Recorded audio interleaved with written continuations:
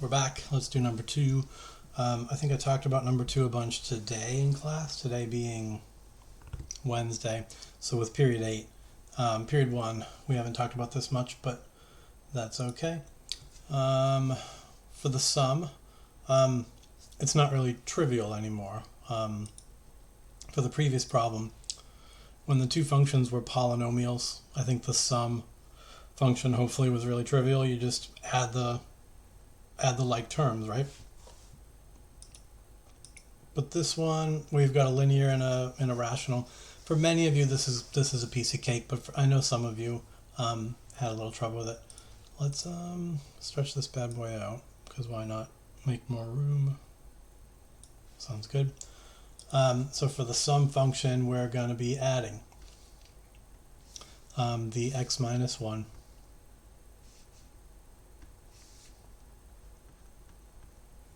We got to add to that the 1 over x minus 1. And the reason why this isn't trivial is because you know you'll want to put the x minus 1 over 1. Then you recognize that we're adding fractions. And to do that, we need a common denominator. Luckily, it's pretty easy to spot your least common denominator. It's just going to be the x minus 1, which means over here we would want to multiply by x minus 1 over x minus 1 to generate that common denominator. So that means in the numerator, we're foiling this out. We're going to expand that. So you'll get x squared minus 2x plus 1 all over x minus 1. And now you're adding to that 1 over x minus 1. And of course, when you're adding rational expressions like this, you're going to keep the denominator and you perform whatever operations you got to perform in the numerator, and it's just going to be the 1 plus 1. So you'll get x squared minus 2x plus 2. And that numerator is not factorable, so we can go ahead and call that done. Now we know that the domain of any sum function is the intersection of the two domains. So look in here, we can see that the domain of function f is all real numbers, since it's just a linear function. For the rational function, the domain of function g is going to be all reals, but minus the set containing 1. So now the intersection of those two sets is only those things they have in common, and hopefully it's obvious to you that they have everything in common, except for the number 1. So the domain here of f plus g is going to be the exact same as the domain of g.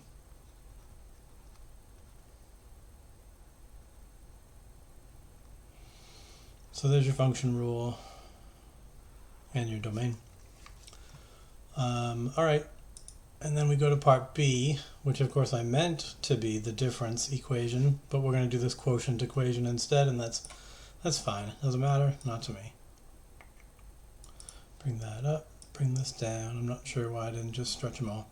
All right, so for the quotient, this again is going to be sort of non-trivial. We're going to go ahead and put the rational expression in the numerator. Why am I, oh my god, okay, pen, red, 1 over x minus 1, all over x minus 1. And this is now a complex fraction, so I would recommend just throwing this over 1 as well, so I can see all 4 parts of my complex fraction. I've got numerator and denominator in the numerator, I've got numerator and denominator in the denominator. And again, my best advice to you for simplifying this is typically going to be, you just multiply the bottom, the denominator, by its own reciprocal, because that would make it all cancel out in one nice fell swoop. But if you're doing that to the bottom, you have to also do it to the top. So you multiply by 1 over x minus 1. And then ideally you can see quickly that this x minus 1 cancels this x minus 1, the 1 cancels the 1, and we just get this stuff that's in the numerator now, which is going to be 1 over x minus 1 times x minus 1. Now, in class, I kind of played dumb and I said, okay, this is going to be 1 over, and we foiled this out. We got x squared minus 2x plus 1. But hold up, that's not what I want. I want the final answer to be in factored form, right? So resist that urge to actually expand this thing out. I would actually much rather you leave it in its factored form, x minus 1 times x minus 1. Or even better than that, x minus 1 squared.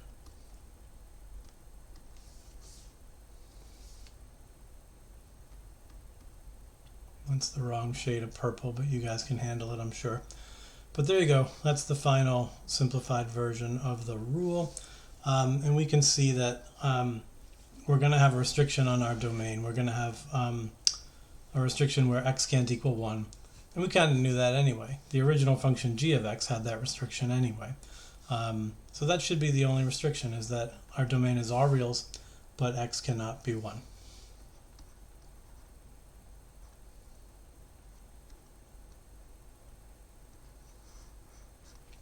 So that's our quotient rule. What about our difference rule? Our difference rule should be really similar to our sum rule. We're going to go x minus 1 minus 1 over x minus 1. And we know that to subtract, we still need that common denominator. So we're going to have to hit this with an x minus 1 over x minus 1. Generating a quadratic in the numerator, we get the x squared minus 2x plus 1.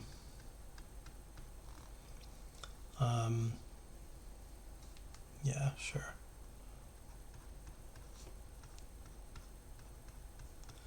And we see that all that's going to happen now is we're going to end up keeping these first two terms, and then we get 1 minus 1. So those will cancel. That'll actually mean we do have to factor a smidge, because when this comes out as x squared minus 2x, we've got that common denominator of x that we can factor out. So your final form should be x times x minus 2 all over x minus 1.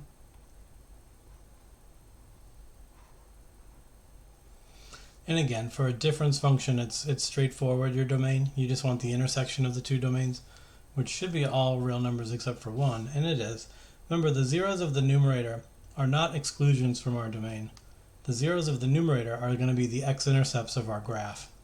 So as far as our domain, we can just say all reals except for 1.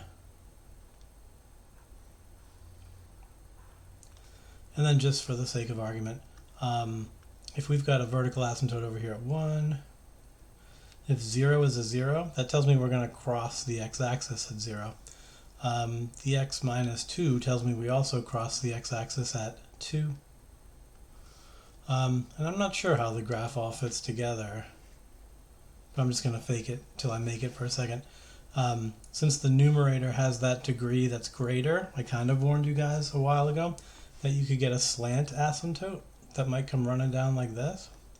And then maybe what we end up seeing is a branch that comes up like this, crosses here, continues up. The other branch comes up here, crosses there, continues up like that. But there you would go. You'd have a lot of information from this form here. You'd know that you have your vertical asymptote at 1. You'd know that you have x-intercepts at 0 and 2, and all that seems to play out nicely. I have no idea if that's actually right. Is it worth our time to look at it? I'm going to say yeah, just real fast. Fast forward me if you don't care, right? Just fast forward. So let's do it. It's x minus 2, x minus 1.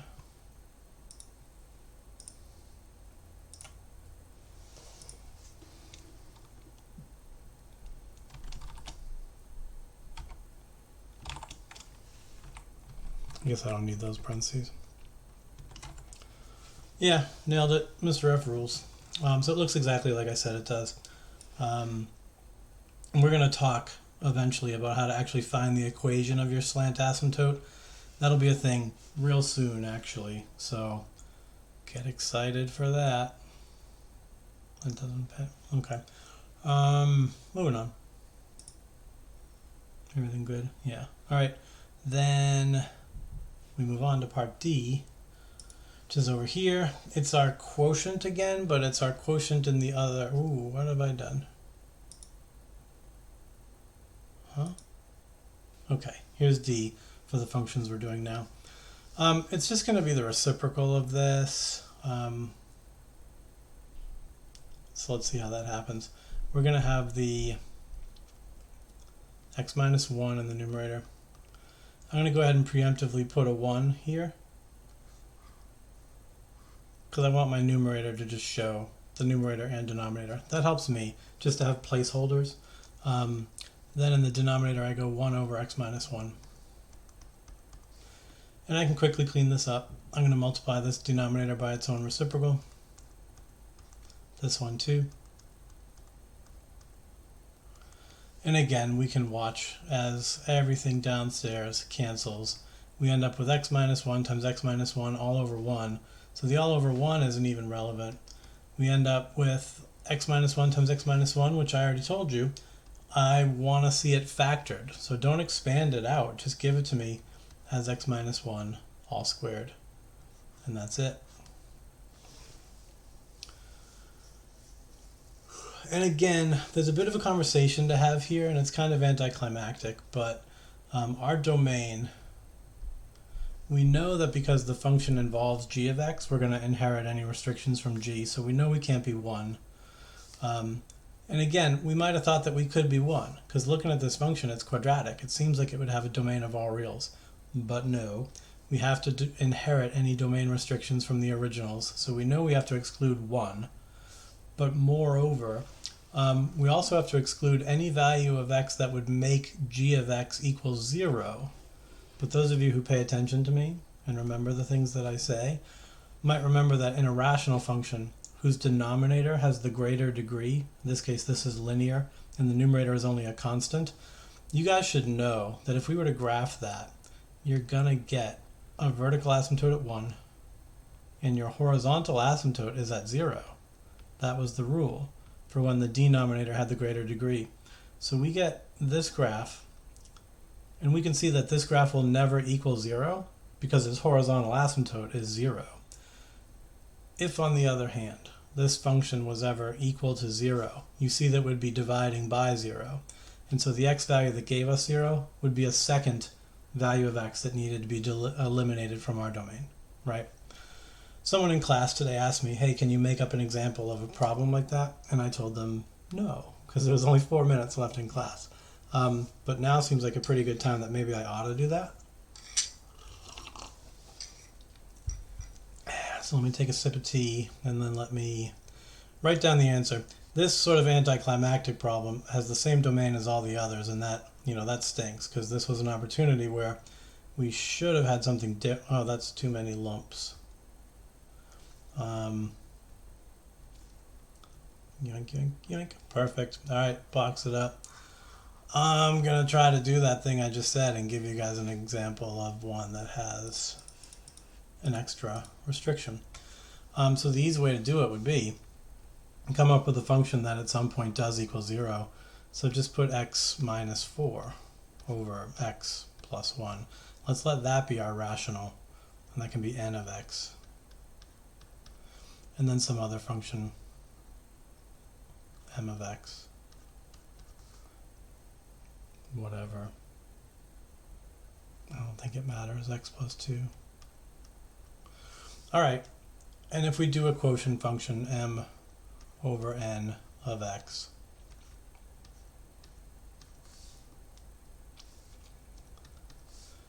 then we're going to get the x plus 2 in the numerator, big old fraction bar. We're going to get the other function in the denominator, green, x minus 4 over x plus 1. And I would put a placeholder here just because I like having my placeholder. And we're going to multiply the denominator by its own reciprocal like we do. So x plus 1, x minus 4, x plus 1, x minus 4. And these all cancel. Cancel, cancel, cancel, cancel. And we're going to get, I guess if we're leaving it in factored form, then this is a piece of cake. We're going to get the x plus 2 times x plus 1.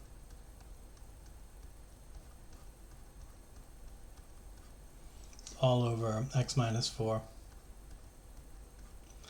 That's our quotient. So what's our domain? Well, we should easily recognize that we certainly can't be -1. That's a restriction on the domain of function n anyway. So it's definitely going to be all reals, but not the -1. But what I was trying to explain was, defining our function as m divided by n means that function n can't be 0 either. So grab function n, all of it, x minus 4, all over x plus 1, set it equal to 0, and solve. You are essentially just going to cross multiply and get x minus 4 equals 0. And we see that this will equal 0 at 4, which, guess what? Should we have known that? Of course. The 0 of the numerator is the 0 of the whole function. So that happens at 4. So perhaps this was anticlimactic again, because that restriction does present itself to us algebraically anyway. We see in the rule that 4 would cause our discontinuity.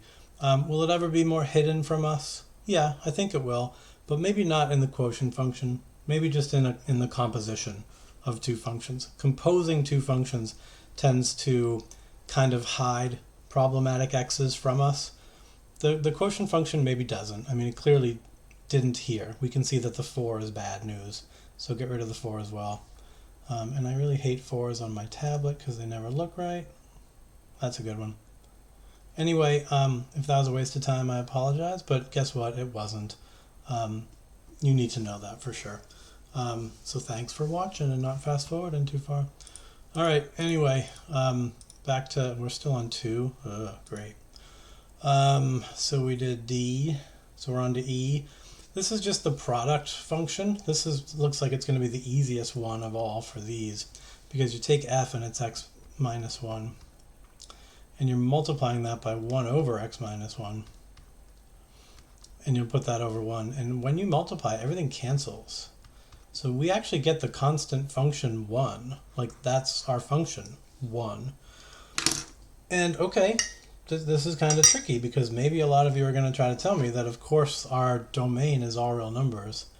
If you were to graph the function 1, you just get a horizontal line at 1.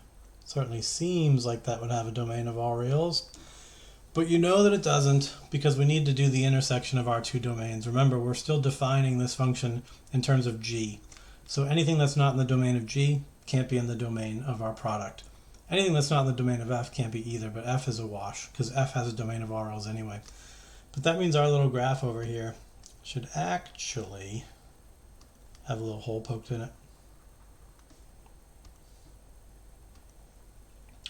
We should actually be getting a horizontal line with one value removed.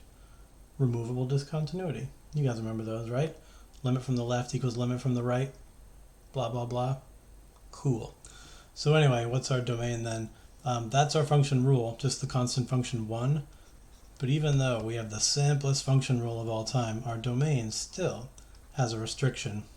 And that restriction is that we can't equal 1. We're still inheriting that from function g. This is starting to click for you guys, I hope.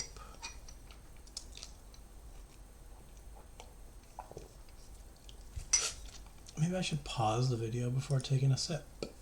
I'll think about it. All right, now the compositions. This is where things get a little funky usually. So what happens this time? We're not trying to plug g into f of x. So we would end up with, well, f of x is x minus 1. So when you plug in the rational, you get 1 over x minus 1, minus 1. And I'm saying you do got to clean this up. I'm saying you do have to turn 1 into 1 over 1, and then multiply it by x minus 1 over x minus 1. So now you're looking at 1 over x minus 1 minus x minus 1 over x minus 1. And just bear in mind, when you subtract, you're subtracting both terms, so never forget to distribute that negative. This is going to end up being 1 minus x plus 1. So it's going to be negative x plus 2 all over x minus 1. And I think I've made it widely known that I really hate these leading negatives. So you could either factor it out or just switch the order. Just make the numerator 2 minus x and the denominator x minus 1. And that's considered fine notation. If you left it like that, I'd be fine with it. So what about our domain then? Well, it certainly looks like we can't let x equal 1, but we already knew that. That was in the domain of G. And that's it. That does turn out to be the only restriction here. We're not facing down any other complicated restrictions because our outer function doesn't have any restrictions at all anyway. So as long as we satisfy the restrictions on the inner function, we're fine. So for the 90th time today, our domain is all real numbers except for the number 1. Alright, maybe it's more interesting when we compose the other way. It isn't. You get 1 over stuff minus 1, where the stuff is the x minus 1. So you get 1 over x minus minus 1, so x minus 2. And that's it. So it would certainly seem like my domain is all real numbers except for 2. And yeah, that's true. But wait, maybe this is interesting after all. Because don't forget, we do still have to... no, I lied. We don't still have to anything. We do need the restrictions from the inner function, but the inner function is now the linear function, which had no restrictions. So there are no further restrictions. The only restriction is the number 2. At least it's different from the last one. And the one before that, and the one before that. So anyway, why? Why is 1 no longer a restriction? Well, because g is now the outer function. So we are more concerned about the x value that maps onto the number 1. Because when f of x spits out a 1 as an input, that's when g explodes. So what's the value of x that makes this function equal to 1? Obviously a 2. 2 is bad, because 2 maps onto 1, and then 1 is bad. That's something that's supposed to make a lot of sense to you by now. That's how composition works. You plug into one function first, and then you take the output of that function and plug it in. So 1 isn't bad. 1 maps onto 0, and 0 is a perfectly fine input. 2 is bad, because 2 maps onto 1, and 1 is bad. Hopefully this is making a lot of sense.